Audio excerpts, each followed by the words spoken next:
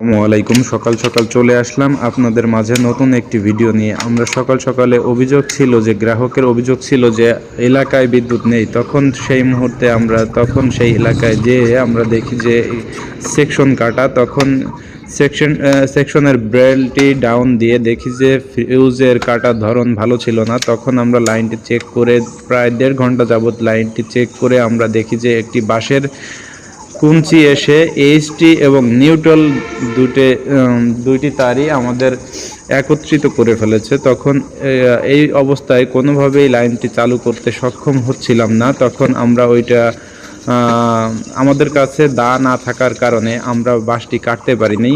কিন্তু আসলে আমরা কোনোভাবে বাঁশের কুঞ্চিটি নিচের দিক নামিয়ে আমরা লাইনটি সেভ করে পুনরায় লাইনটি চালু করতে সক্ষম হই।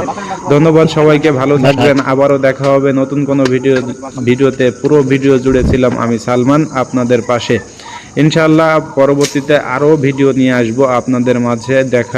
দেখানোর সুবাদে আমরা এই ধরনের ভিডিও করে থাকি। আপনাদের দেখা এবং লাইক শেয়ারের মাধ্যমে, আপনাদের কমেন্টের মাধ্যমে আমরা উৎসাহিত পাই। এই জন্য আমরা ভিডিও করে যাই।